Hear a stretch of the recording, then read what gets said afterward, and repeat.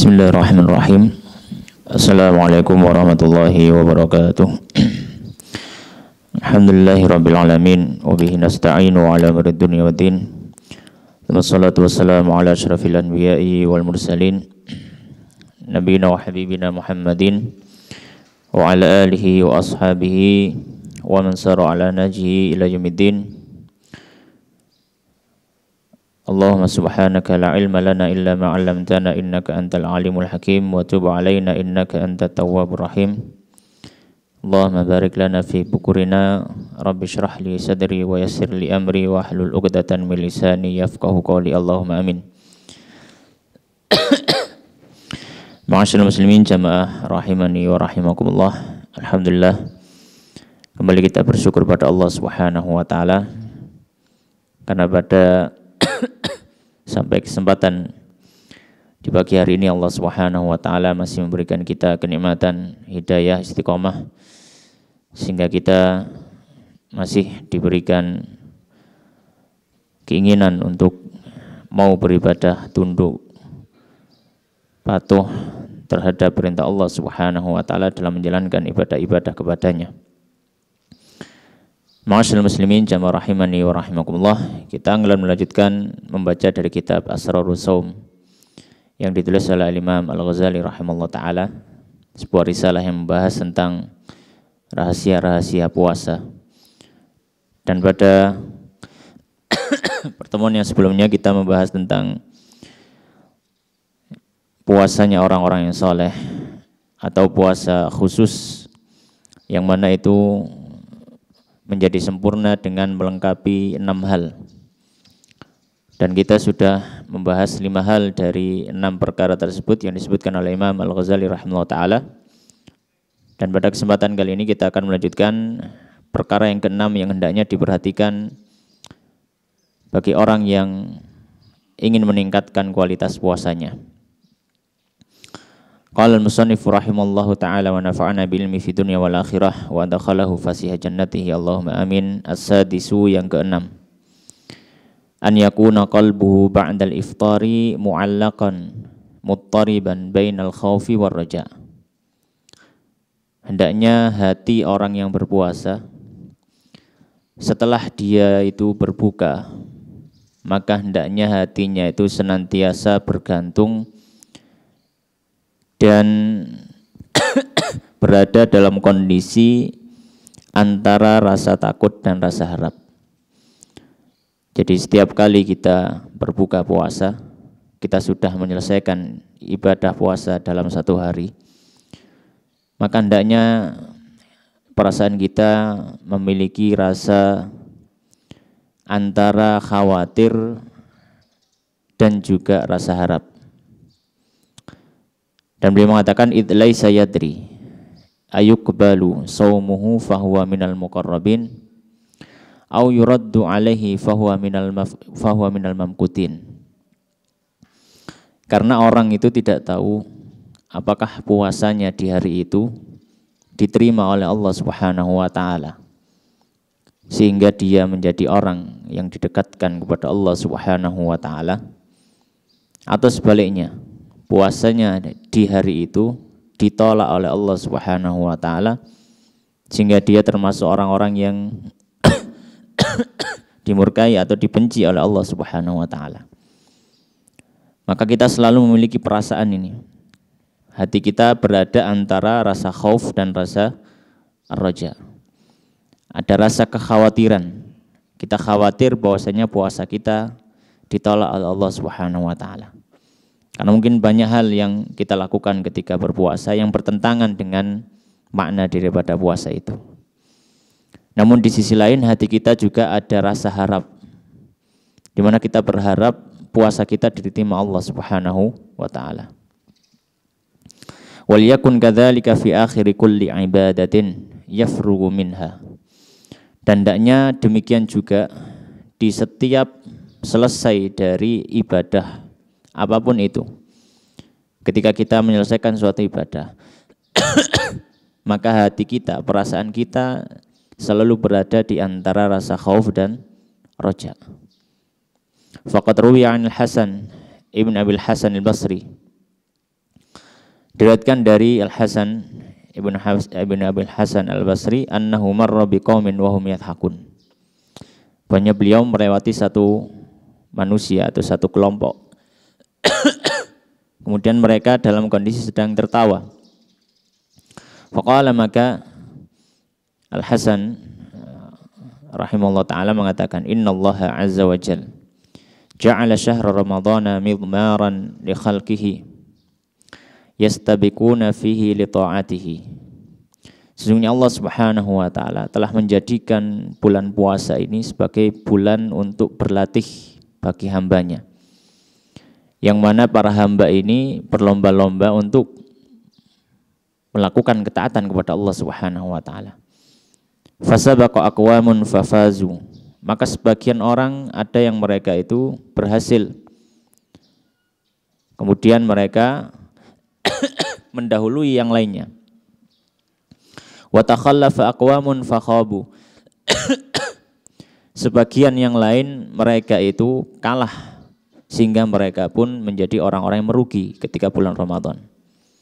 Fal ajabu kullal ajab, maka sungguh mengherankan, dengan sangat mengherankan, lidhahikil la'ibi fil yaumil ladzi faza fihi as-sabiqun wa khaba fihi al-mubtilun.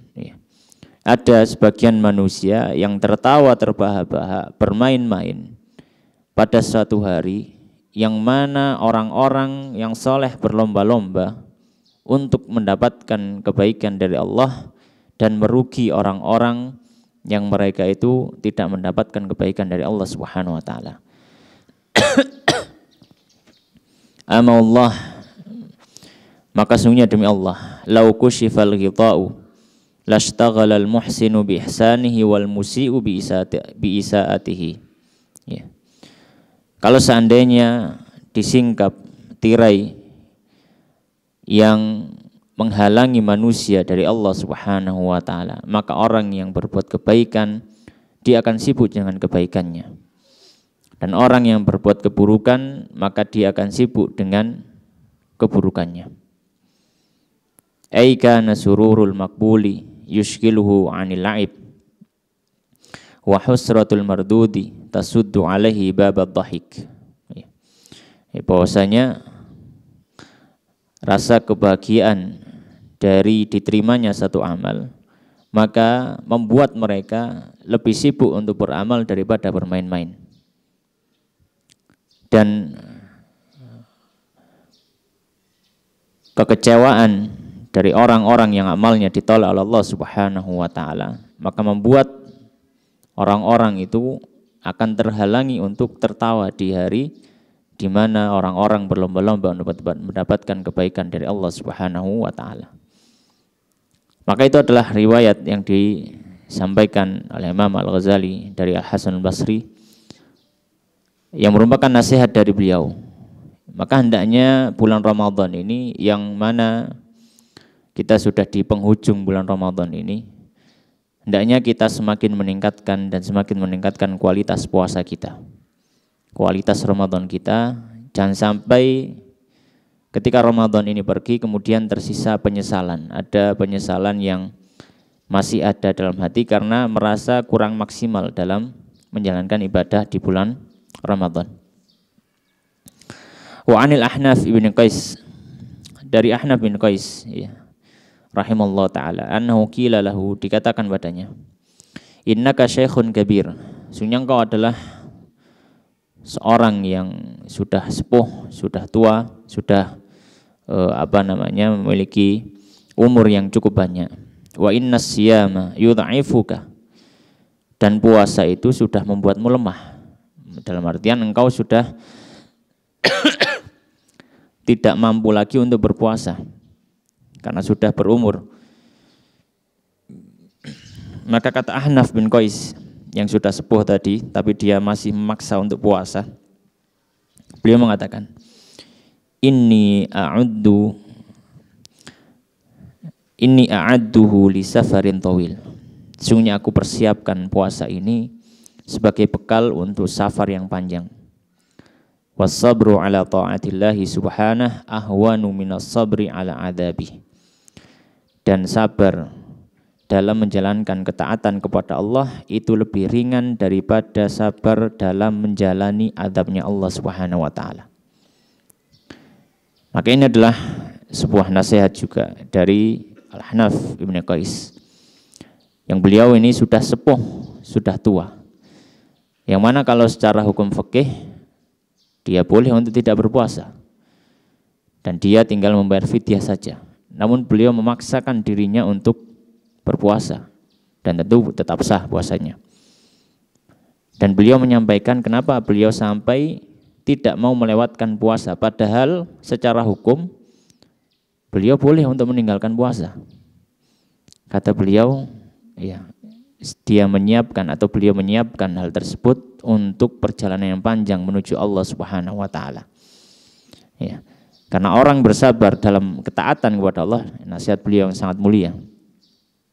Orang sabar dalam ketaatan, memaksakan dirinya untuk melakukan ketaatan kepada Allah itu lebih mudah daripada nantinya disuruh bersabar untuk mendapatkan azabnya Allah. Karena orang yang mendapatkan azabnya Allah Subhanahu wa taala tidak akan mampu untuk menahannya sekuat apapun orang itu. Sedangkan orang yang melakukan ketaatan, dia masih bisa memaksa dirinya untuk melaksanakan ketaatan. Fahadhihi al-ma'anil batinatu fis shaum. Maka ini adalah makna-makna yang sifatnya batin, ya, yang sifatnya tersembunyi di dalam puasa. Ini adalah 6 hal yang hendaknya diperhatikan bagi orang-orang yang ingin meningkatkan kualitas puasanya untuk Allah Subhanahu wa taala. Ma'asyiral muslimin jamaah rahimani wa rahimakumullah. Kemudian pembahasan yang berikutnya, Imam Al-Ghazali rahimahullah taala membahas tentang roh puasa, spirit daripada puasa. Qala al-musannif rahimahullah taala, ruhus siyam, roh daripada puasa. Fa in qulta, jika engkau mengatakan, faman iktasara ala kaffi syahwatil batni wal farj wa tarki hadhil ma'ani faqad qala al-fuqaha shaumuhu sahih. Kata beliau, seandainya kita mengatakan orang yang sudah cukup menahan syahwat perut dan syahwat farji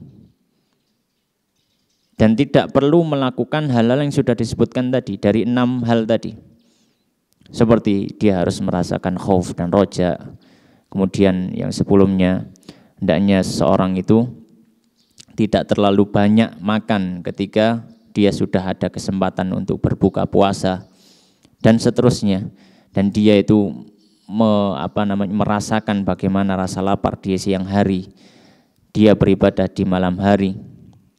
Ya, tidak harus orang melakukan itu. Kata beliau, faqad qala al-fuqaha shaumuhu sahih, puasanya tetap sah. Yang penting tidak melakukan pembatal puasa. Fama ma'nahu, maka apa maknanya ucapan sebagian atau ucapan para ahli fikih yang mengatakan orang yang penting tidak makan, tidak minum, tidak jima itu sudah dianggap puasanya sah. Tidak harus dengan tambahan-tambahan yang dalam tanda kutip mungkin dirasa cukup berat. Maka Imam Al-Ghazali rahimahullah ta'ala beliau menjawab, fa'lam, ketahuilah, anna fuqaha adh-dhahir yuthbituna syurut adh-dhahir bi adillatin hiya ad'afu min hadhil adillah allati awradnaha fi hadhihi syurutil batinah. Beliau mengatakan bahwasanya ahli fikih yang zahir, ahli fikih yang zahir itu maksudnya adalah para ulama yang membahas dalam kitab-kitab fikih mereka, yang mereka membahas hukum secara zahir, karena itu memang tugas fikih, menghukumi sesuatu yang zahir. Maka disebut dengan fuqaha zahir. Maka para fuqaha ini mereka menetapkan syarat-syarat yang sifatnya memang zahir dengan dalil-dalil, ya, yang mungkin lebih banyak dan berlipat kali ganda, ya, atau berlipat ganda daripada dalil-dalil yang sudah kita sebutkan di syarat-syarat al-batinah, ya, syarat-syarat yang sifatnya batin, ya, yang sifatnya di dalam jiwa. La siyamal ghibah, terlebih lagi misalkan ghibah. Para fuqaha mengatakan orang yang ghibah puasanya tetap sah. secara zahir, tapi secara batin, secara maknawi, secara ruh daripada puasa itu. Apakah puasanya punya nilai? Apakah puasanya punya makna? Secara zahir dia sah, tapi apakah puasanya itu menghasilkan keridhaan Allah Subhanahu wa taala atau tidak? Kata Imam Ghazali, wa amsaluha, dan ini semisal ghibah. Walakin laisa ila fuqahi dhahir minat taklifat illa ma yatayassaru ala umumil ghafilin al-muqbilin ala dunya ad-dukhulu tahtahu. Ya, akan tetapi ya para fuqaha ini ya tidaklah mereka itu ya menetapkan beban-beban yang berlebih ya, kecuali apa yang mudah saja untuk dilakukan oleh orang-orang yang awam sekalipun. Karena dalam pembahasan fikih puasa ya, cukup orang itu tidak makan, tidak minum, tidak melakukan jima dan yang semisalnya, dan itu bisa dilakukan oleh semua orang. Ya, dan itu yang dibahas oleh para fuqaha dalam kitab fikih mereka. Maka para fuqaha tidak memberikan beban lebih daripada apa yang bisa dilakukan oleh keumuman manusia, yang disifati oleh Imam Al-Ghazali dengan sifat umumil ghafilin al-maqbulin atau al-ghafilin al-muqbilin ala dunya ad-dukhulu tahtahu, yaitu orang-orang yang mereka lalai ya, mereka lalai pun bisa melakukan. Orang yang prioritas hidupnya hanya dunia pun bisa melakukan. Ya, untuk dianggap puasanya itu sah secara zahir. Tapi untuk membuat puasanya itu memiliki nilai yang lebih, maka tidak semua orang bisa. Maka itu yang disifati oleh Imam Al-Ghazali sebagai saumul khusus wassalihin, puasanya orang-orang yang khusus dan puasanya orang-orang soleh. Ya. Dan Imam Al-Ghazali mengatakan, fa amma ulama'ul akhirah. Adapun para ulama akhirat. Ya, para ulama akhirat ini yang dimaksud adalah para ulama yang mereka juga memperhatikan masalah kualitas daripada puasa itu. Para ulama yang memperhatikan juga sisi tazkiyatun nafs, bukan di kitab fikih ya. Faya'nuna bisihhati al-qabul. Maka yang dimaksud oleh para ulama ini ketika mereka mengatakan sah, itu yang dimaksud adalah diterima oleh Allah Subhanahu wa taala. Maka di sini ada sedikit perbedaan. Ya. Ketika dalam kitab fikih kemudian membahas tentang masalah puasa misalkan, puasanya sah atau tidak sah, itu hanya dari sisi zahir saja, tanpa melihat apakah puasanya diterima oleh Allah atau tidak. Tapi kalau para ulama yang membahas di dalam kitab-kitab tazkiyatun nafs, maka mereka ketika membahasakan ibadah ini sah, bukan hanya sah secara zahir, tapi juga diharapkan itu sah secara batin sehingga diterima oleh Allah Subhanahu wa taala dan ibadah itu menghasilkan ridhonya Allah Subhanahu wa taala. Wabil qabuli al-wusula ilal maqsud. Dan para ulama tadi memaksudkan yang dimaksud dengan qabul, diterima Allah, itu maksudnya apa? Yaitu ibadah itu bisa mencapai apa yang dimaksudkan. Ya. Wa yafhamuna annal maqsuda minas shaum at-takhalluqu bi khuluqin min akhlaqillahi azza wa jal wa huwa samadiyah. Dan mereka memahami, para ulama itu, maksud daripada puasa itu apa? Maksud daripada puasa itu adalah mencoba ya berakhlak, meniru dari sebagian dari sifat-sifat Allah Subhanahu wa taala. Wa huwa samadiyah, yaitu sifat as-samad. Ya, samadiyah dari nama Allah as-samad. Ya. Dalam artian ya tidak bergantung kepada apapun di dunia, hanya bergantung kepada Allah Subhanahu wa taala. Wal iktida'u bil malaikati, dan juga mereka memaksudkan daripada puasa ini adalah untuk mencoba meniru dari sifat-sifat malaikat. Fil kaffi 'anis syahwat, dalam sisi menahan diri dari syahwatnya. Karena malaikat mereka tidak memiliki syahwat. Dan manusia memiliki syahwat, maka kita mencoba ya, meniru bagaimana sifat daripada malaikat itu yang mereka bisa hidup tanpa merasakan adanya syahwat. Dan manusia perlu usaha untuk hal itu. Bihasabil imkan, sebisa mungkin. Fa innahum munazzahuna 'anis syahwat. Dan sesungguhnya malaikat ini memang sudah bersih dari syahwat, mereka tidak punya syahwat sama sekali. Wal insanu rutbatuhu fauqa rutbatil bahaim. Dan manusia itu posisinya, kedudukannya lebih tinggi daripada hewan. Liqudratihi binuril aqli ala kasri syahwatihi. Karena dia manusia memiliki kemampuan, ya, diberikan mauhibah, diberikan pemberian dari Allah berupa akal. Yang mana dengan akal itu manusia mampu untuk menghancurkan atau menekan syahwatnya. Waduna rutbatil malaikah, tapi manusia juga masih di bawah derajatnya malaikat. Dari sisi apa? Dari sisi masalah syahwat tadi. Ya, manusia punya syahwat, malaikat sudah tidak punya syahwat. Tapi manusia di atasnya hewan, karena hewan tidak punya akal, manusia diberi akal. Maka syahwat dan akal ini membuat manusia berada di posisi antara malaikat dengan hewan. Listila isyahwati alaihi. Ya.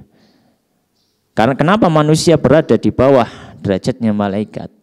Karena syahwat yang bisa menguasai manusia, sedangkan malaikat tidak memiliki syahwat. Wa kaunihi mubtalan bimujahadatiha.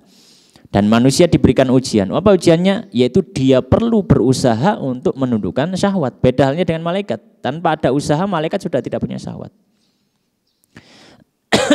Fakullama inhamaka fi syahwat in hatta ila asfalis safilin. Maka setiap kali orang itu dia tercebur ke dalam syahwatnya, menuruti kemauan syahwatnya, maka dia akan terjatuh dalam posisi kedudukan orang-orang yang paling rendah, yang mungkin hampir mendekati hewan. Karena tadi manusia posisinya berada antara posisi malaikat dengan hewan. Nah, ketika syahwatnya semakin besar, maka dia lebih dekat kepada posisi hewan. Wal tuhiqa bi ghumaril bahaim, dan dia akan masuk ikut dalam kelompok golongan hewan. Dan begitu juga sebaliknya, wa kullama qama asyahwat. Setiap kali dia mampu untuk menundukkan syahwatnya, irtafa'a ila a'lal illiyin, maka dia akan naik derajatnya pada posisi yang lebih tinggi. Wal tuhiqa bi ufukil malaikah, dan dia bisa naik ke derajatnya malaikat. Kenapa? Karena malaikat tadi tidak memiliki syahwat. Nah, manusia ketika berusaha untuk menekan syahwatnya, maka dia akan naik dan semakin naik untuk memiliki sifat dengan sifat yang sama seperti sifatnya malaikat. Maka manusia senantiasa berada dalam mujahadah. Oleh karenanya Allah Subhanahu wa taala menyebutkan dalam Al-Qur'an, walladzina jahadu fina, orang yang bermujahadah fina, untuk bertemu kami, bertemu Allah. Jadi manusia ketika hidup, dia tidak punya makna ketika dia tidak mau mujahadah melawan hawa nafsunya. Karena ketika dia tidak mau mujahadah melawan hawa nafsunya, maka dia semakin ridho bahwasanya dirinya lebih didekatkan dengan hewan daripada didekatkan kepada malaikat. Wal malaikatu muqarrabuna minallahi azza wajal. Dan kita tahu malaikat itu adalah makhluk yang dekat dengan Allah Subhanahu wa taala. Walladzi yaqtadi bihim wa yatashabbahu bi akhlaqihim yaqrubu minallahi azza wa jalla ka qurbihim. Maka orang yang berusaha mengikuti, meniru dari sifat malaikat dan berusaha untuk mirip dengan sifat mereka dalam rangka apa? Dalam rangka berusaha untuk menekan syahwatnya sekuat mungkin, maka dia pun menjadi lebih semakin dekat kepada Allah Subhanahu wa taala, sebagaimana malaikat juga dekat kepada Allah Subhanahu wa taala. Ya. Fa inna syabiha minal qaribi qarib. Karena orang yang dia berusaha untuk meniru yang mirip dengan seseorang yang dekat, maka juga dia menjadi orang yang dekat. Maka dia juga menjadi orang yang dekat. Walaisal qurbu thamma bil makan bal bisifat. Dan yang dimaksud dekat ini bukan kedudukan, karena tidak mungkin kita makhluk yang berbeda. Secara asal penciptaan pun kita berbeda dengan malaikat. Malaikat tercipta dari cahaya, kita tercipta dari tanah asalnya. Jadi yang dimaksud dekat di sini bukan dekat dalam posisi, dalam tempat. Karena kita tidak mungkin ya sama dengan malaikat, makhluk yang berbeda. Tapi kita dekat dalam sifat. Kita sama-sama orang-orang atau kita sama-sama memiliki kekuatan untuk mendekat kepada Allah Subhanahu wa taala dengan mengalahkan syahwatnya. Ya, dengan mengalahkan syahwatnya. Beliau mengatakan wa idza kana hadza sirrus shaum wa idza kana hadza sirrus shaum 'inda arbabil albab wa ashabil qulub.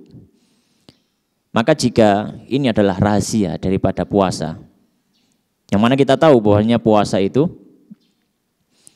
tujuan terbesarnya adalah apa? Untuk menekan syahwat diri kita. Syahwat apapun. Kita sudah bahas tentang masalah derajat puasa manusia. Semakin banyak dari bagian diri manusia yang ditekan syahwatnya, semakin tinggi kualitas puasanya. Orang hanya menekan syahwat perut dan syahwat farji kemaluan, maka tentu puasa orang yang semacam ini masih kalah dibanding orang yang mampu menekan seluruh anggota tubuhnya dari syahwatnya. Sampai pada derajat yang paling tinggi, orang yang mampu menekan syahwat hatinya untuk bergantung kepada selain Allah. Oleh karena beliau mengatakan jika ini adalah rahasia daripada puasa di sisi orang-orang yang memiliki akal dan orang-orang yang memperhatikan hati. Fa ayyu jadwa li ta'khiri aklatin wa jam'i aklataini 'indal isya' ma'al inhimaki fi syahwatil ukhar tulan nahar. Ya. Maka dari mana pantasnya ketika seorang itu hanya menunda makannya dan dia kumpulkan makannya di waktu malam hari. Dia hanya menunda makan, bukan tidak makan. Dia hanya menunda makan siang hari, dikumpulkan jadi satu di malam hari. Ma'al inhimaki fi syahwatil ukhar tulan nahar. Disertai dia juga menuruti tenggelam dalam syahwatnya di sepanjang hari ketika berpuasa. Syahwat perut, ya mungkin ditahan.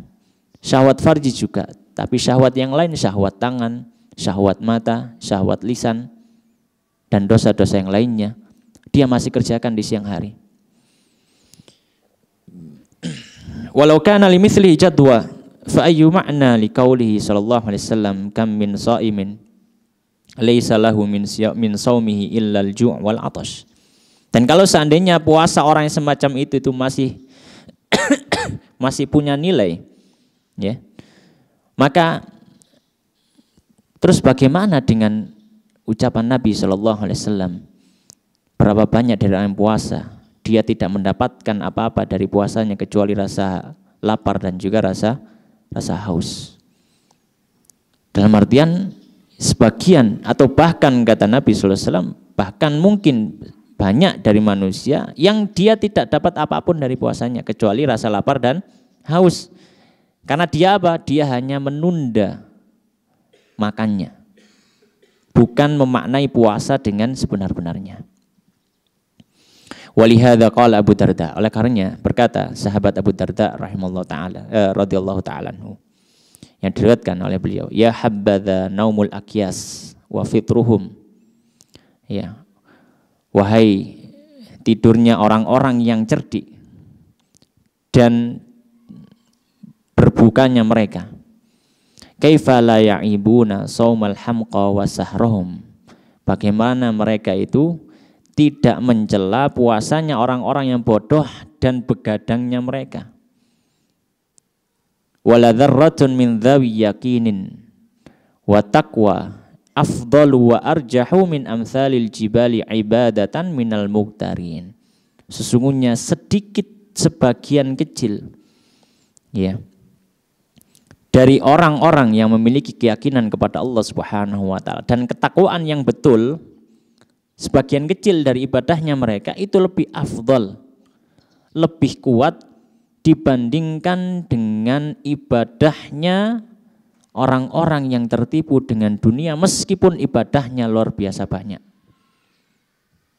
Meskipun ibadahnya luar biasa banyak.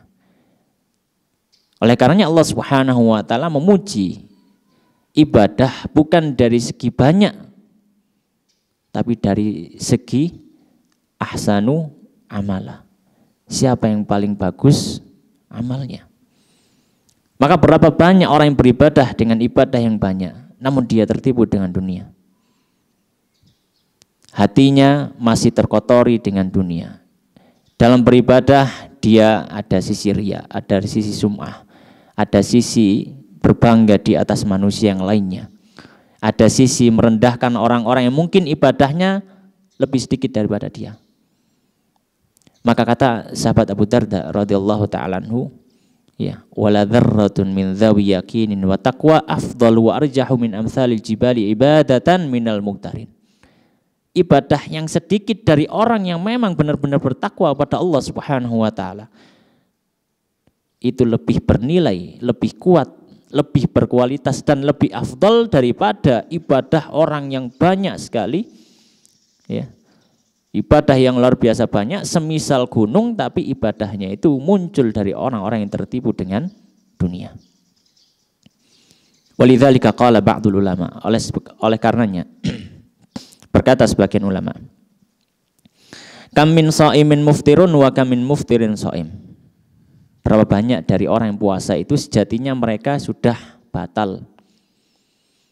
Dan berapa banyak dari orang yang mereka tidak puasa tapi sejatinya mereka itu puasa. Ya. Maka di sini ini adalah ucapan dari sebagian ulama. Imam Ghazali menafsirkan apa maksud dari ucapan sebagian orang puasa itu sebenarnya tidak puasa dan sebagian orang yang tidak puasa sebenarnya puasa. Imam Ghazali mengatakan wal muftirus shaim dan orang yang tidak puasa tapi dia seperti orang puasa huwallazi yahfadhu jawarihahu anil atham, adalah orang yang berhasil menjaga anggota tubuhnya dari melakukan dosa-dosa kepada Allah Subhanahu wa taala. Kulu wa yashrabu, di saat yang sama dia juga makan minum. Tapi dia berhasil apa? Menahan anggota tubuhnya dari syahwat, dari melakukan dosa-dosa kepada Allah Subhanahu wa taala. Sejatinya dia puasa. Karena puasa secara bahasa artinya imsak, menahan, mutlakon, secara mutlak. Ketika dia sudah berhasil menahan anggota tubuhnya dari melakukan dosa kepada Allah Subhanahu wa taala, maka sejatinya dia puasa. Memuasakan anggota tubuhnya dari menuruti hawa nafsu. Wasaimul muftir, kata Imam Ghazali, sedangkan orang puasa tapi dihukumi seperti tidak puasa, huwallazi yaju' wa ya'tash. Dia itu orang yang berlapar-lapar dan dia berhaus-haus, wa yatluqu jawarihahu, tapi dia lepaskan anggota tubuh yang lainnya begitu saja, menuruti hawa nafsunya. Maka dia hanya mendapatkan rasa lapar dan rasa haus tanpa memahami roh daripada puasa itu. Kemudian beliau mengatakan qala wa man fahima ma'na shaum wa sirruhu.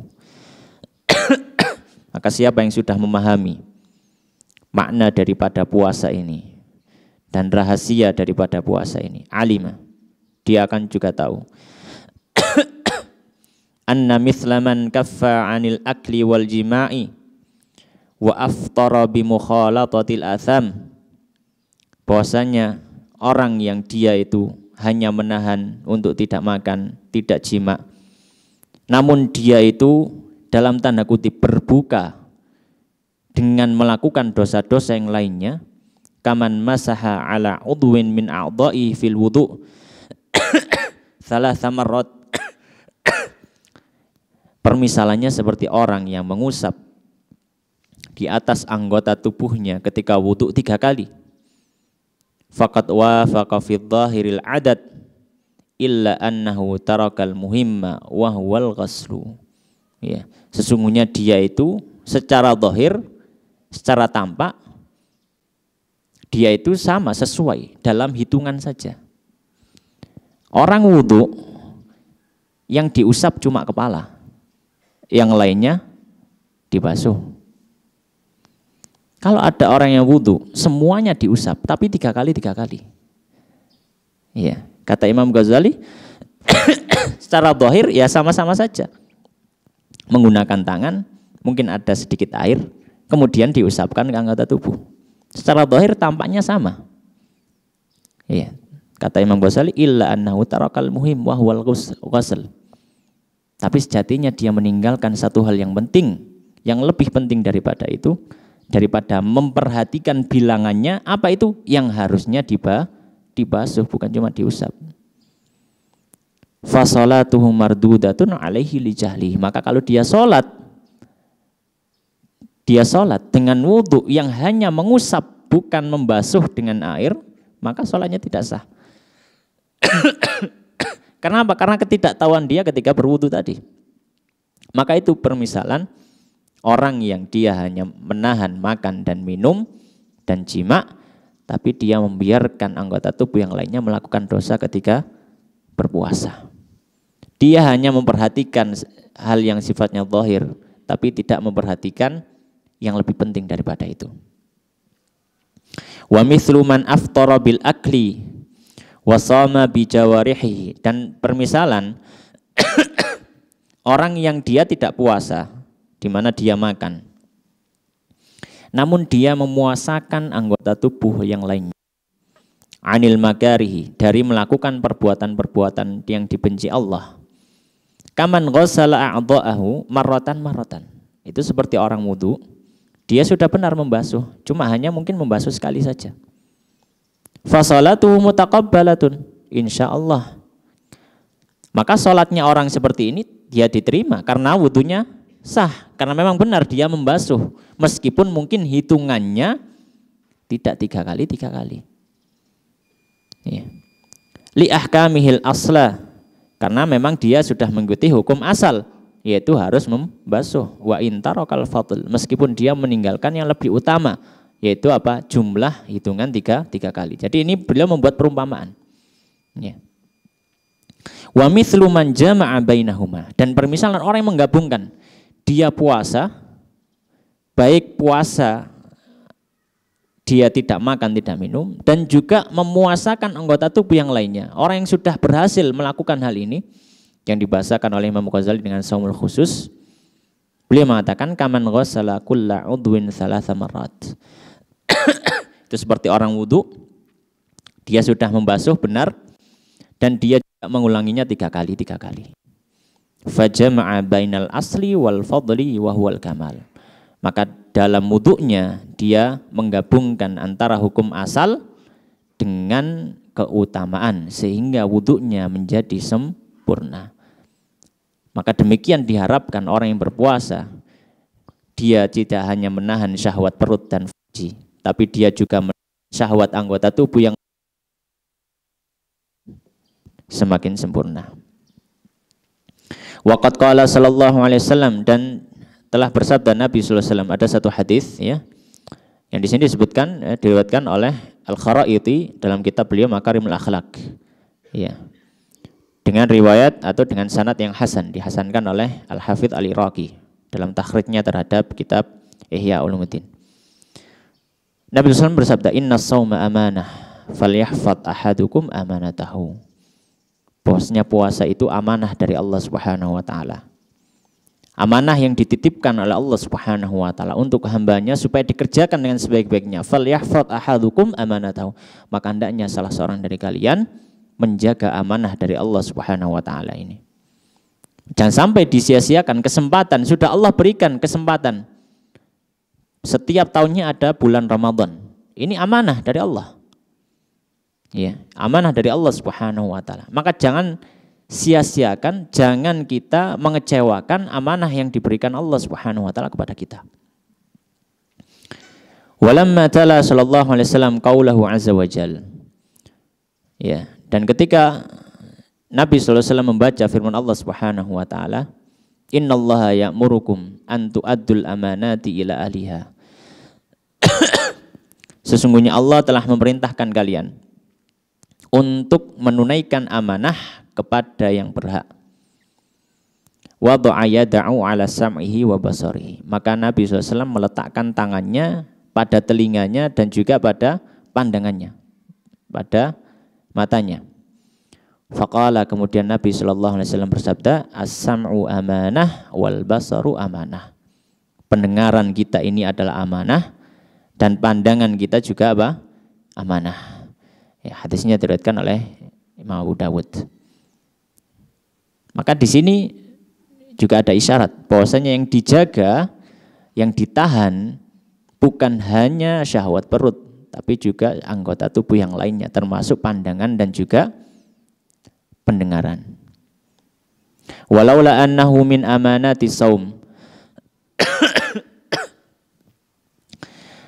Dan kalau seandainya dia bukan termasuk dari amanah puasa, lama qala sallallahu alaihi wasallam falyakul inni shaim. Maka tentu Nabi SAW tidak perlu mengatakan, memerintahkan kepada orang yang dicela oleh orang lain, sungguhnya aku sedang puasa. Inni auda'tu lisani li ahfadhahu fa kaifa atluquhu bi jawabika. Maksudnya ketika kita diperintahkan untuk mengatakan inni shaim, aku sedang puasa, ketika ada orang yang mencela kita atau ada orang yang menyerang kita, kita diperintahkan untuk mengatakan ini shaim. Maksudnya apa? Maksudnya adalah sungguhnya aku telah meninggalkan lisanku ini supaya aku bisa menjaganya. Ya. Supaya aku bisa menjaganya, dalam artian aku diperintahkan untuk menjaga lisanku supaya tidak melepaskan lisanku untuk menjawab atau membalas dari celaanmu dengan mencela lagi. Ya.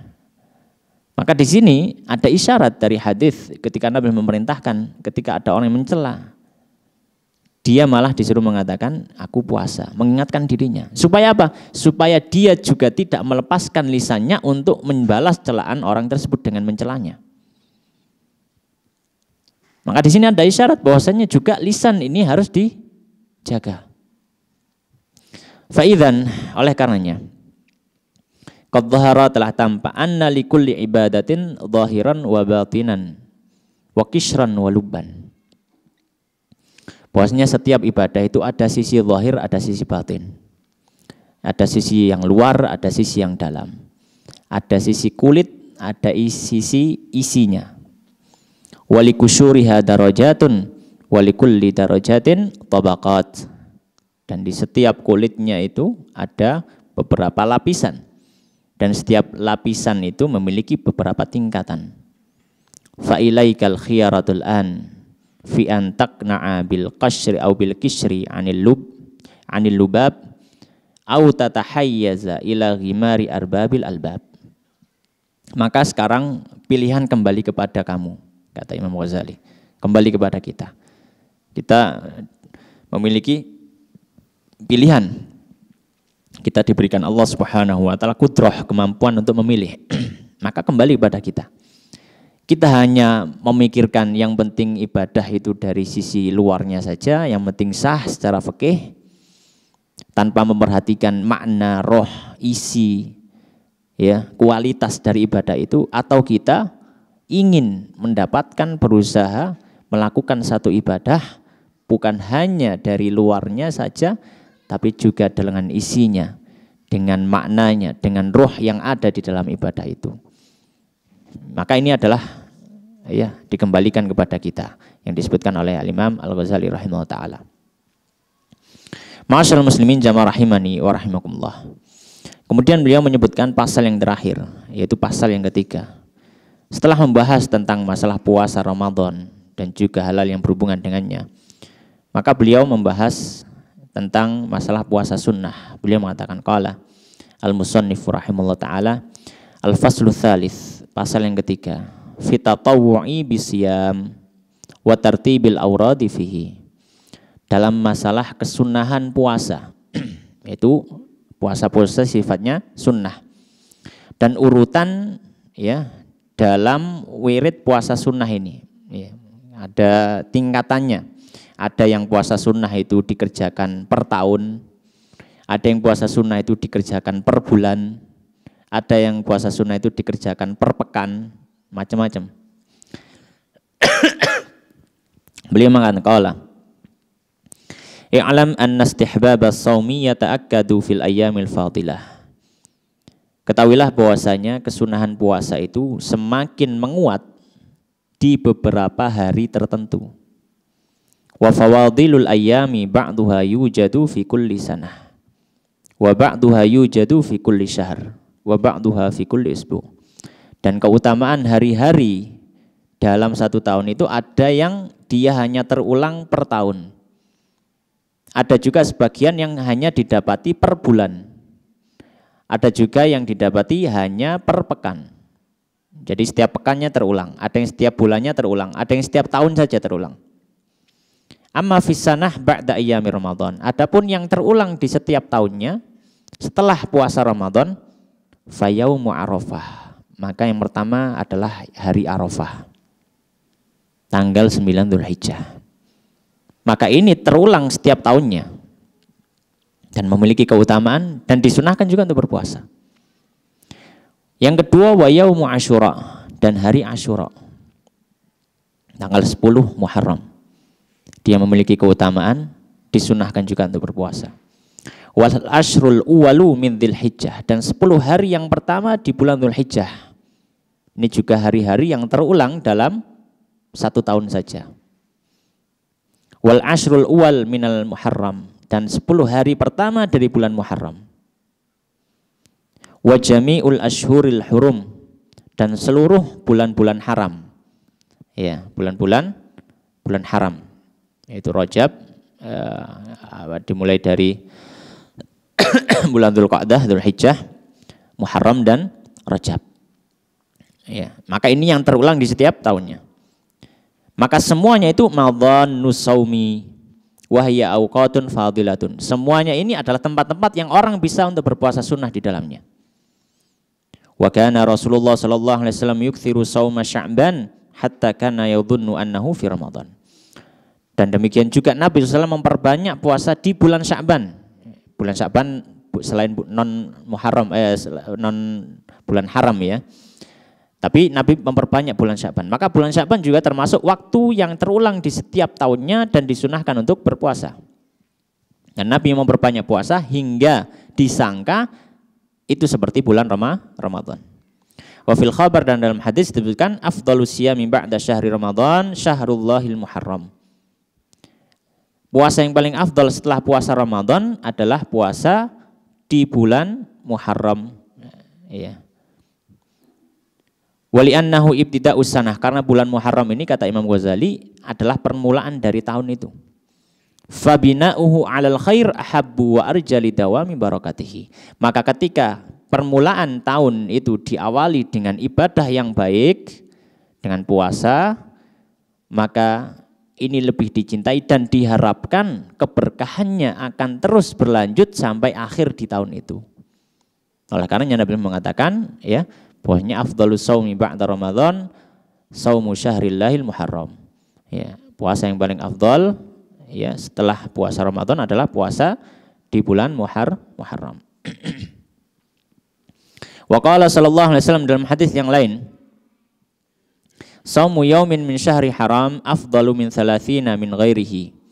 Puasa satu hari di bulan haram lebih utama daripada 30 hari di selain bulan haram. Wa shaumu yaumin min Ramadan afdalu min 30 min syahri haram.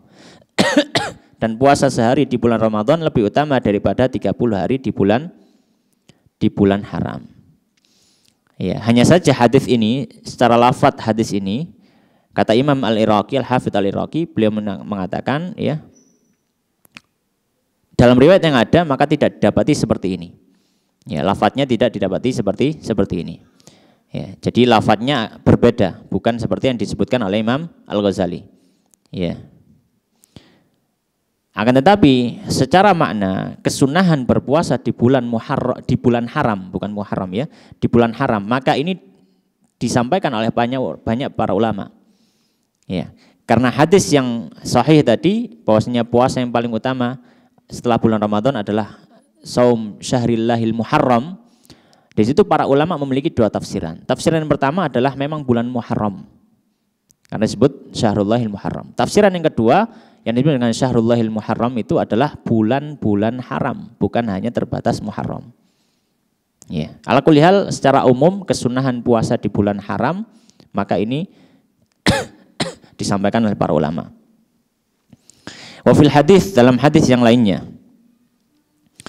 man shoma thalathata ayyamin min syahri haram al-khamisa wal jum'ata was sabat kataballahu lahu bi kulli yaumin ibadata tis'imi'ati am. Dalam satu riwayat disebutkan siapa yang puasa 3 hari dari bulan haram, hari Kamis, hari Jumat dan Sabtu, maka Allah akan tulis baginya setiap harinya ibadah selama seperti 900 tahun. Namun ini hadisnya disebutkan oleh Al-Iraqi, hadisnya adalah hadis yang dhaif. Ya, tidak bisa dijadikan sebagai landasan hukum tersendiri. Ya. Namun kesunahan secara umum puasa di bulan haram tetap. Tapi kalau misalkan afdholiyah khusus, ya, puasa hari Kamis, Jumat, Sabtu memiliki afdholiyah khusus di bulan Muharram, maka ini tidak bisa dijadikan landasan karena hadisnya apa? Dhaif. Wa fil khabar, dalam riwayat yang lain juga disebutkan, ya, idza kana nisfu min Sya'ban. Nah, ini hadisnya sahih yang ini. Jika sudah masuk pertengahan Sya'ban, fala shauma hatta Ramadan, maka tidak ada puasa sampai masuk bulan Ramadan. Ya. Nah, ini sebagaimana disebutkan oleh para fuqaha, ketika sudah memasuki pertengahan Sya'ban, tanggal 16 Sya'ban, maka orang tidak diperkenankan untuk berpuasa kembali. Kecuali kalau memang orang punya kebiasaan untuk puasa. Sebelum-sebelumnya sudah biasa puasa Senin Kamis, silakan dilanjut meskipun sudah lewat pertengahan Sya'ban. Tapi kalau orang nggak punya kebiasaan, baru masuk pertengahan Sya'ban dia baru mulai, maka tidak boleh. Ya, maka tidak diperkenankan. Karena hadis ini sahih diriwayatkan oleh Ashabus Sunan, ya, Abu Dawud, Tirmidzi dan lainnya. Walihada yustahabbu an yuftira qabla Ramadan ayyaman. Oleh karenanya dianjurkan untuk tidak berpuasa sebelum Ramadan, beberapa hari sebelumnya. Fa in wasala Sya'ban bi Ramadan fajaizun. Ya. Dan apabila dia menyambungkan antara Sya'bannya dengan Ramadan, maka juga boleh. Fa'ala dzalika Rasulullah sallallahu alaihi wasallam maratan. Nabi pernah melakukannya sekali. Wa fassala miraran katsirah, tapi Nabi sallallahu memotong antara bulan Sya'ban dengan Ramadan. Ya, jadi beliau tidak puasa disambung antara Sya'ban dengan Ramadan. Ya. Wala yajuzu, qala beliau mengatakan, wala yajuzu an yaksida istiqbala Ramadan bi yaumaini aw thalathatin illa an yuwafiqa wirdan lahu. Dan juga tidak boleh menyambut datangnya bulan Ramadan 2 hari atau 3 hari sebelumnya dengan puasa. Kecuali kalau memang bertepatan dengan wirid puasa yang biasa dia kerjakan waktu-waktu sebelumnya. Misalkan pas puasa Senin Kamis misalkan, ya. Kemudian H-1 Ramadan itu hari Kamis misalkan, bertepatan dengan wiridnya biasa puasa Senin Kamis, silakan boleh. Tapi kalau tidak memiliki wirid khusus tadi, kalau sudah masuk pertengahan bulan Ramadan, pertengahan bulan Sya'ban, maka tidak diperkenankan puasa. Wa kariha ba'du sahabah an yusama Rajabun kulluhu hatta la yudahi bi syahr Ramadan. Dan sebagian sahabat Nabi sallallahu alaihi wasallam tidak menyukai untuk berpuasa di bulan Rajab secara utuh selama 1 bulan penuh. Supaya apa? Supaya tidak menyamai bulan Ramadan. Ya. Sebagaimana dalam hadisnya Aisyah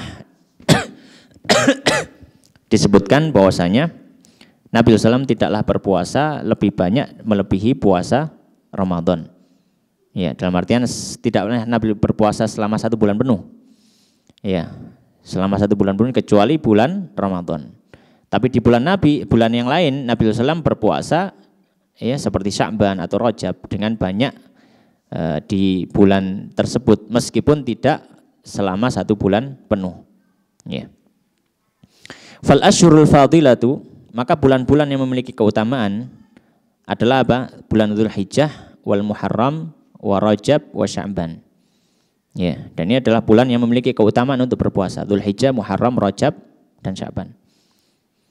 Wal asyhurul hurum, dan bulan-bulan haram yang juga disunahkan untuk berpuasa memperbanyak puasa secara umum adalah bulan Dzulqa'dati wa Dzulhijjati wal Muharram wa Rajab. 4 bulan ini. Wahidun fardun wa thalathatun sardun. 1 bulan dari 4 bulan yang haram ini menyendiri, yaitu bulan Rajab, dia agak menyendiri. Dan 3 bulan setelahnya itu datang berurutan. Dari Dzulqa'dah urut, setelahnya langsung Dzulhijjah, setelahnya langsung Muharram. Ya, maka ini adalah bulan-bulan yang disunahkan untuk berpuasa di dalamnya secara mutlak. Puasa secara apa? Mutlak.